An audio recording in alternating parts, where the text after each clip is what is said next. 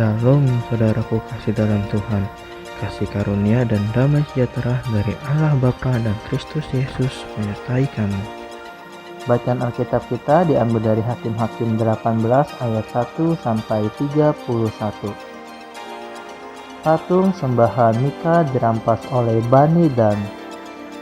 Pada zaman itu tidak ada raja di antara orang Israel, dan pada zaman itu suku Dan sedang mencari milik pusaka untuk menetap, sebab sampai hari itu mereka belum juga mendapat bagian milik pusaka di tengah-tengah suku-suku Israel. Sebab itu Bani Dan menyuruh dari kaumnya 5 orang dari seluruh jumlah mereka, semuanya orang-orang yang gagah perkasa, yang berasal dari Zora dan Estaol, untuk mengintai negeri itu dan menyelidikinya, serta berkata kepada mereka, "Pergilah menyelidiki negeri itu." Ketika orang-orang itu sampai ke pegunungan Efraim di rumah Mika, bermalamlah mereka di sana. Ketika mereka ada dekat rumah Mika itu, dikenal merekalah logat orang muda suku Lewi itu. Lalu singgahlah mereka ke sana dan berkata kepadanya, "Siapakah yang membawa engkau kemari? Apakah pekerjaanmu dan urusanmu di sini?" Katanya kepada mereka, "Begini begitulah dilakukan Mika kepadaku. Ia menggaji aku dan aku menjadi imamnya."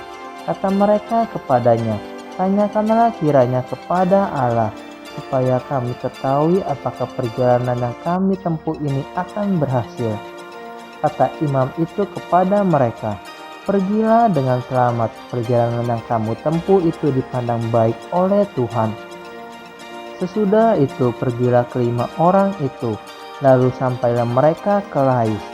Dilihat merekalah bahwa rakyat yang diam di sana hidup dengan tentram, menurut adat orang Sidon, aman dan tentram.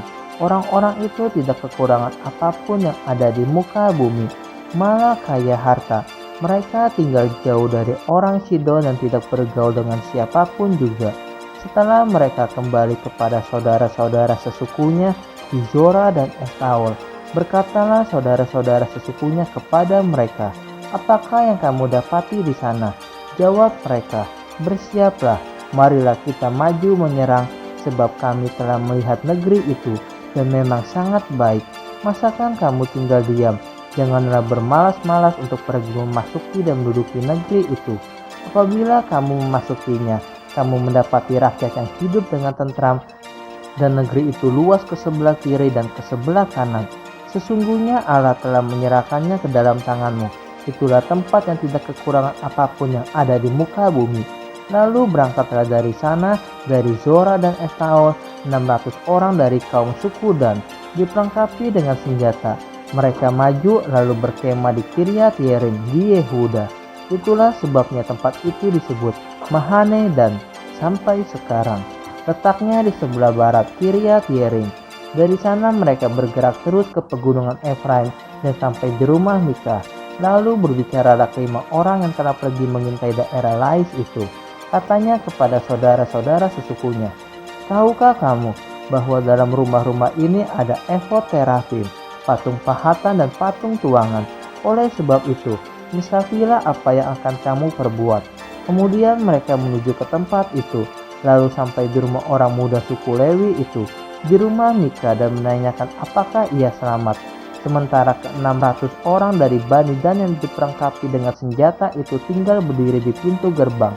Maka kelima orang yang telah pergi mengintai negeri itu berjalan terus, masuk ke dalam lalu mengambil patung pahatan, efod terafim, dan patung tuangan itu. Adapun imam itu berdiri di pintu gerbang bersama-sama dengan ke-600 orang yang diperlengkapi dengan senjata itu.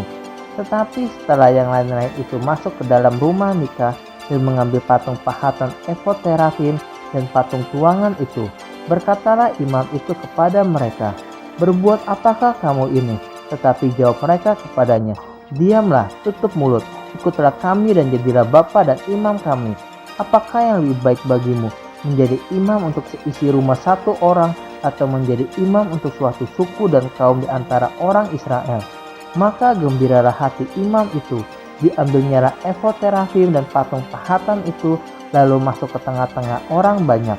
Kemudian berbaliklah mereka dan pergi dengan anak-anak, ternak, dan barang-barang yang berharga ditempatkan di depan mereka. Ketika mereka telah jauh dari rumah Mika, dikerahkanlah orang-orang dari rumah-rumah yang di dekat rumah Mika, dan orang-orang itu mengejar Bani Dan itu. Mereka memanggil-manggil Bani Dan, maka berbaliklah orang-orang itu dan berkata kepada Mika, "Mau apa engkau dengan mengerahkan orang?" Lalu jawabnya, "Allahku yang kubuat serta imam juga kamu ambil, lalu kamu pergi. Apakah lagi yang masih tinggal padaku? Bagaimana perkataanmu itu kepadaku? Mau apa engkau?" Berkatalah Bani Dan kepadanya, "Janganlah suaramu kedengaran lagi kepada kami.